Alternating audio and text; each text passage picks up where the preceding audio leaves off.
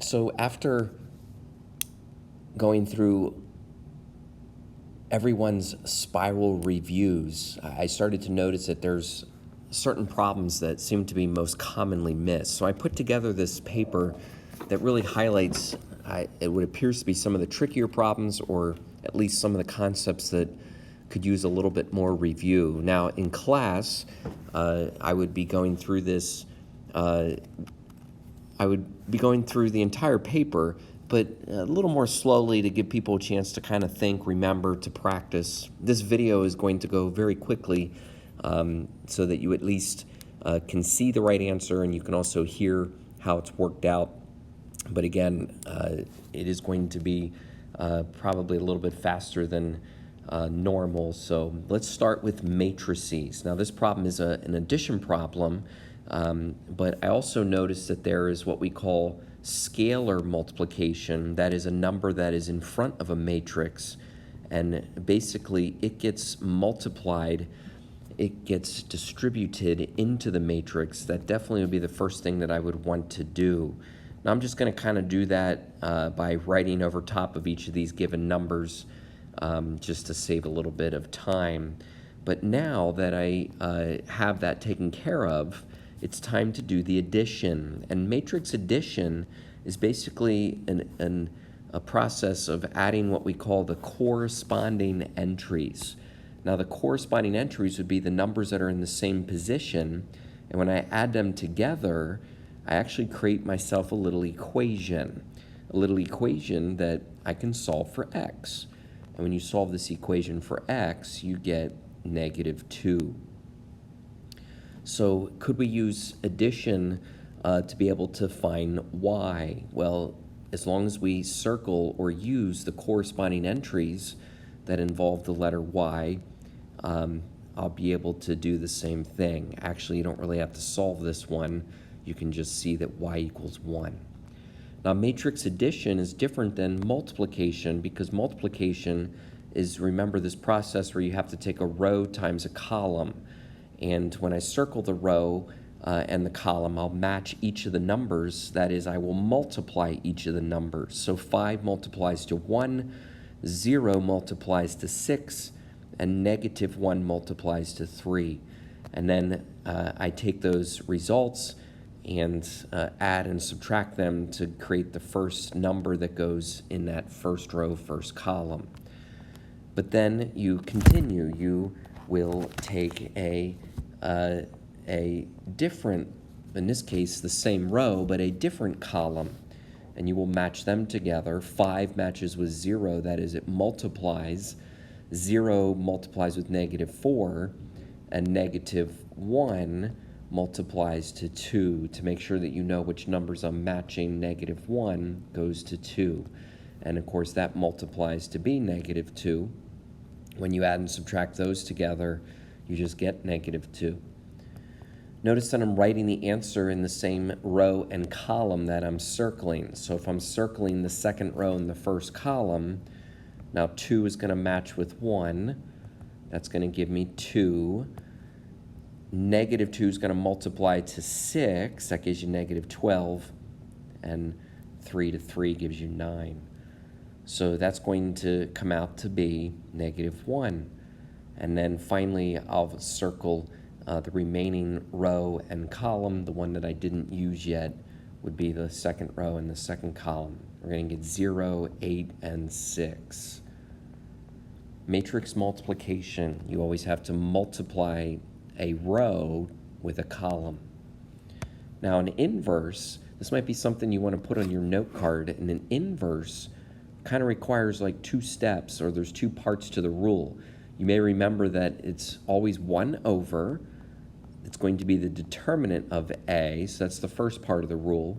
And then the second part of the rule is a little switching that happens. You switch the position of the main diagonal, so I switch the position of those numbers, and then I make the secondary diagonal the opposite.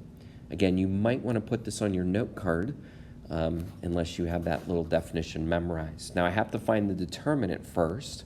The determinant is when you take a diagonal minus a diagonal.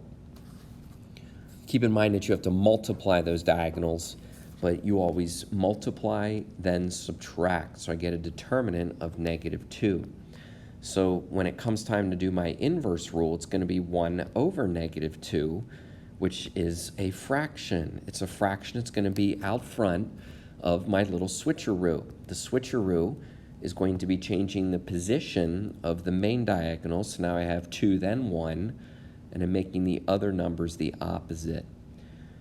This fraction that's out front, this fraction gets multiplied to the inside of my matrix, and that will create my final answer. So everything's going to be cut in half, or really -1/2, so that I can create, again, my final inverse. Matrices. Let's move to domain and range. Domain, always the x. Range, always the y. Now, when you think about the domain of this graph, you want to go to the farthest sort of end of the graph, the farthest x. And this x is, in particular, is valued at -7.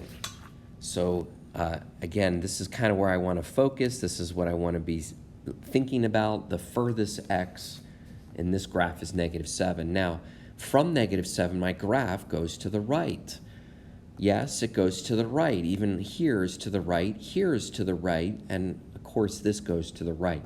So I want to ask myself, if I start at -7 and go to the right, then I would be going from -7 to infinity for the domain. Now, when it comes to the range, I actually don't want to look at this same point. Rather, I want to go to the furthest, well, the furthest sort of bottom point. And when I look at this point, I want to think about its y value. Its y value is -5. From that point, we go upwards. We actually go upwards until we hit the top of this graph, which is another y value. It's up at 6. So you want to feel like that this graph, or the y values of this graph, are only between -5 and 6. So when we think about the domain, we're thinking about the x values, but when we think about the range, we're thinking about the y values. Parabolas. Now, you've done well with parabolas, but I've noticed that when the parabola is in this form, which, by the way, this form is called vertex form, that sometimes we're having a little more trouble. The truth is, though, that vertex form is supposed to be super helpful, because all you have to do is look at the number that's on the inside and look at the number that's on the outside. And the number on the inside and the outside is going to give you your vertex, as long as you understand that shifting rule. So remember, if I have a -4 on the inside, that actually means I shifted to the right, which puts me at 4. And if I have nothing on the outside, maybe I'd like to say I have a 0, then that's going to shift, have no shift vertically, so I would still be at 0. 4, 0. It's the vertex of your parabola. Now, the negative, whether you think -3 or just negative, is going to make your parabola reflect down. And so we've drawn plenty of parabolas. You can draw one that's going down. Again, that comes from the negative. Now, specifically, the 3 is going to make your parabola more stretched because it's a number greater than 1. But basically, I have a parabola that's shifted over to 4, 0, and it is going down. Let's add a little bit to this problem. Let's find the y-intercept. Remember, the y-intercept is always found by plugging a 0 into the equation for x. Now, when you plug a 0 into the equation, you have to carefully do the order of operations. The order of operations would tell you to do the parentheses first. After you do the parentheses, you want to do the exponent. So -4 squared is 16. Finally, I multiply by -3. Notice that that's actually the last step that you do, but it does give you a y-intercept that seems to make sense down here at 0, -48. And then I could find my symmetry point if I wanted to, just remembering that there is an axis of symmetry that goes down the middle. That axis of symmetry is at x equals 4, but that's going to make my symmetry point be further over to 8, but still negative 48. Vertex form. Vertex form. It's supposed to be a nice way to create a parabola because you basically can find the vertex. Standard form is when you take the equation and you actually multiply it out.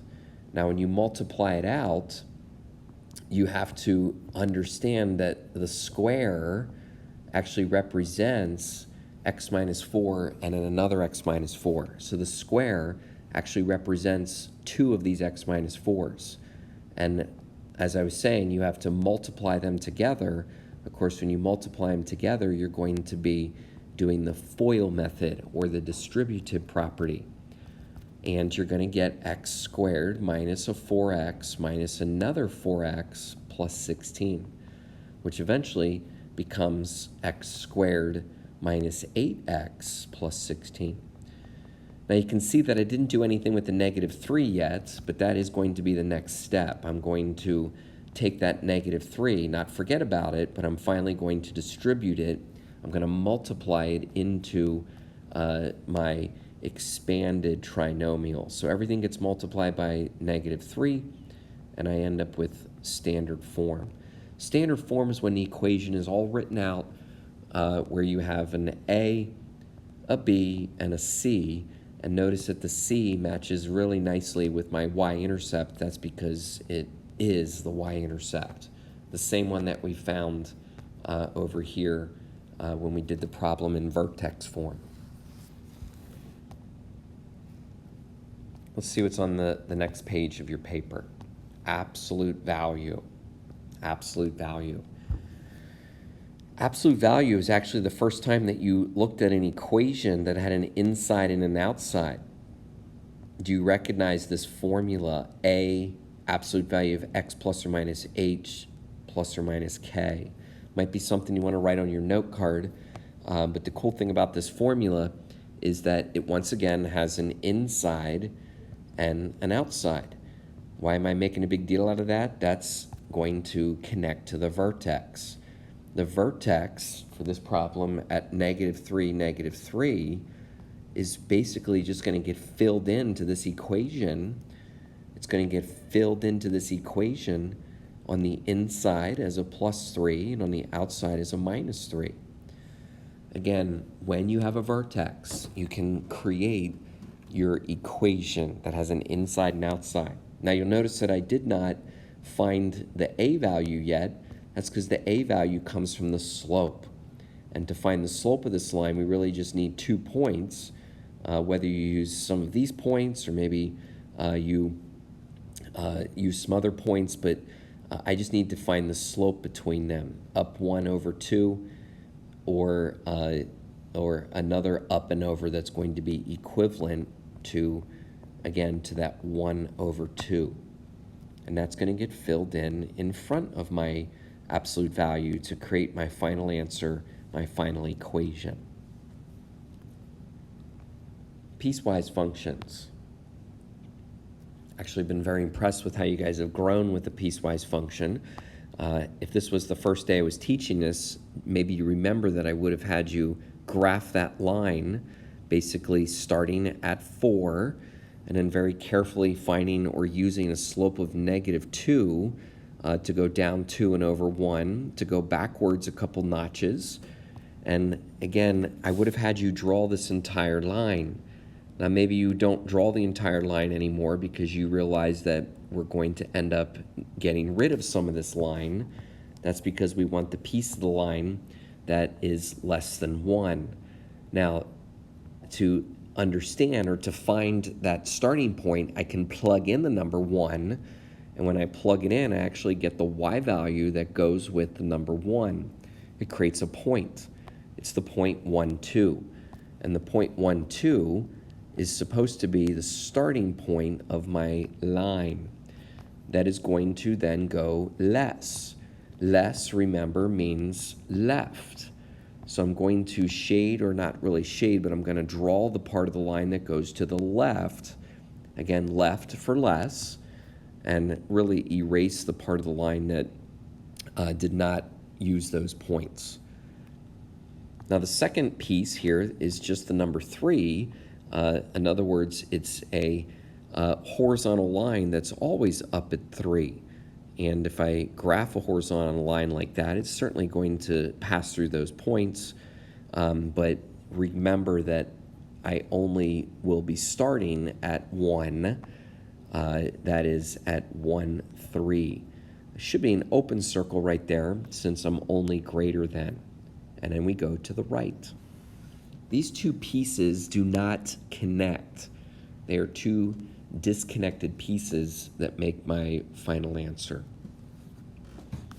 And finally, we have a quadratic equation that we want to try to solve using 2 methods. Now, most of the time people will instinctively think about factoring, which is a great idea because this equation does factor. And of course, all you got to do is find 2 numbers that multiply to be 20, but add to be negative 12. And once you get those 2 numbers, x minus 10, x minus 2, you can actually find the solutions being x equals positive 10 and positive 2. So factoring. How about the quadratic formula? That is definitely something that you want to know in Algebra 2. And perhaps it might be something that you decide to put on your note card. But definitely the quadratic formula is an option for this equation. All I got to do is plug in the opposite of b. That's going to be the opposite of negative 12. Then plus or minus square root of b squared minus 4ac. Don't forget the all over 2a. And then you, 2 times 1. And then you want to very carefully perform 12 squared, which is 144, not negative, but 144. And then 4 times 1 times 20 is 80. So I get 144 minus 80, which really comes out to be 64. That is the square root of 64. Now the square root of 64 is actually already a perfect answer or a perfect value. It's the number 8. So now I have 12 plus 8 and 12 minus 8, both of them divided by 2. So if I do 12 plus 8, I'm going to end up with 20 divided by 2. Of course, 20 divided by 2 is 10. And I'm also going to end up with 12 minus 8, which is 4 divided by 2. And of course, that comes out to be 2. Same 2 answers that we found before. How about a third method? A third method? Yeah, you could complete the square. If you complete the square, you do have to kind of get the problem set up. That is that you want to make space for that perfect number that's going to get added in here. And you also want to scooch that 20 over to the other side. Was it a 20? Yeah, I want to subtract that over to the other side. But still, make sure that I make space for this number that's getting added.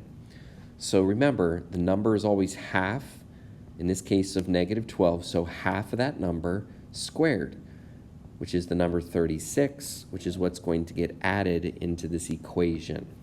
Once I add 36 into the equation, I'm able to rewrite the problem as x minus something squared. And that, in this case, is minus 6 squared. Over here, it's equal to 16. The whole reason I did this so we could take the square root of both sides. When you take the square root of both sides, you get the square to cancel out. You get the square root of 16 to be plus or minus 4. And finally, all I got to do is add 6 to both sides. So I get 6 plus 4, which is 10, and 6 minus 4, which is 2. Again, the same 2 answers. Use this most commonly missed paper to help continue to work out the personal questions that you're having. Make sure that you use the spotter reviews that I handed back and the answer key that's also posted under the calendar to keep fixing some of the trickier problems so you can get ready for the midterm.